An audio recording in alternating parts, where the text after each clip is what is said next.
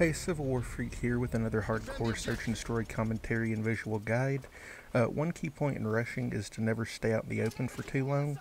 If you notice, I try to hug the left side of the alleyway here to try to minimize the enemy's ability to see me, and that also allows me to get to cover if they do happen to spot me. And so after I get the first kill here, I move towards their spawn, try to put myself in a position to shoot them from their flank. And that does allow me to get another kill there. You'll notice here an enemy's managed to work his way around behind me. And one key in hardcore search and destroy is when you break contact with the enemy, the worst thing you can do is sit there and hope he comes back towards you, because you're immediately at a disadvantage. They know exactly where you're at. The best thing you could do would be to move away from there and try to put yourself in a defensive position in order to get a better jump on him when he comes towards you. And as you see, I've gotten 3 quick kills here, and my teammate's going to defuse, but there is one enemy left, and he manages to kill him. And this brings up another point of time management. Once my teammate's dead, I don't have enough time to go defuse it. And if you notice, I pull back. That way I preserve not only the kill streak I'm on, but also save face and not look like an idiot to the rest of my teammates. And here in the second round, you'll see I take a similar route towards the funhouse, but I do change it up just a little bit. And changing up routes is the key in rushing, because when you've encountered an enemy once at a location, they tend to anticipate you going back the same way, and they'll try to get in a position to cut you off and to get a quick kill on you. I do manage to flank the enemy there, get a predator and call that in. And one other topic I was wanting to talk about was the perk choice and why I choose the ones that I do. On my rushing classes, my first perk is always Marathon. The unlimited sprint is definitely the key to getting around the enemy's flank as fast as you can. My second perk, I usually alternate between lightweight and cold-blooded. I'll use lightweight until I notice an enemy has racked up enough kills to have a UAV. And I'll switch classes only if the enemy does have 3 straight kills, or if they were on a 2-kill streak the round before and they didn't die at the end. And I do know that with hardline they can get a UAV with 2 kills, but my personal experiences in hardcore search and destroy is you rarely run into people using hardline. And by far the most common perks are cold-blooded and lightweight, so I'm usually willing to risk an enemy having hardline in order to stay with my lightweight class. And here in round 3, I decide to risk going back one of the routes I took before.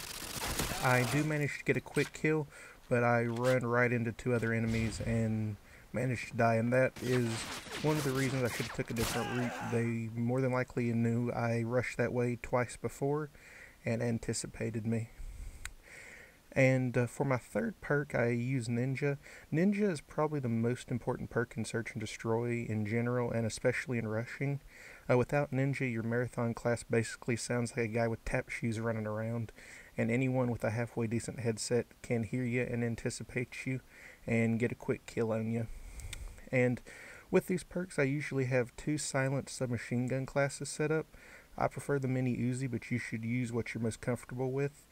And I usually roll with either the Thumper, my secondary, because it allows me to place a grenade where I need it to be, or with a silenced machine pistol for when I run out of ammo with my primary in an engagement, I can quickly switch to my secondary and use that instead. I like to use grenades as my equipment, but C4 and claymores are also pretty effective. And stuns are a definite must because you can throw them a lot faster than flash grenades. And right here you'll see me fail twice trying to jump up over the wall here.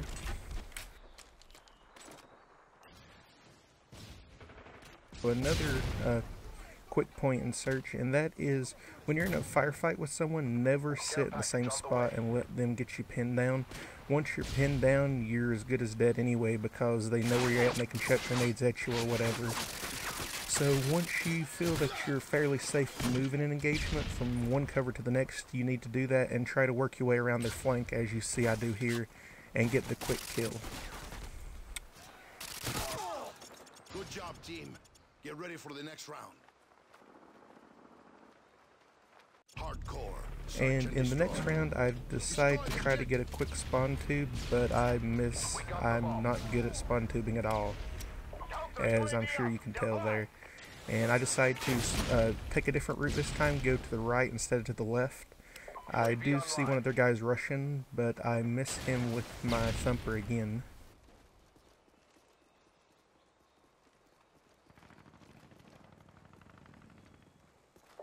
After my teammate fails trying to go get the kill, I decide that instead of rushing them head on and trying to get the jump on them that way, I'm instead going to try to go around their left flank.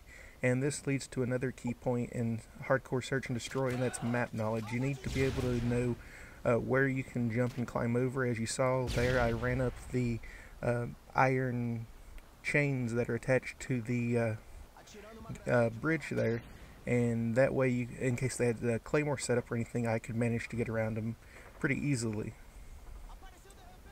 I worked my way around through the back of their base, managed to find one of their last guys and get a nice kill. And I want to thank y'all for watching my second commentary, and if you have any questions or anything, just let me know.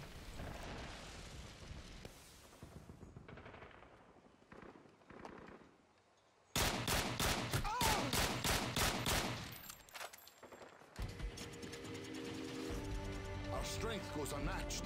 Well done.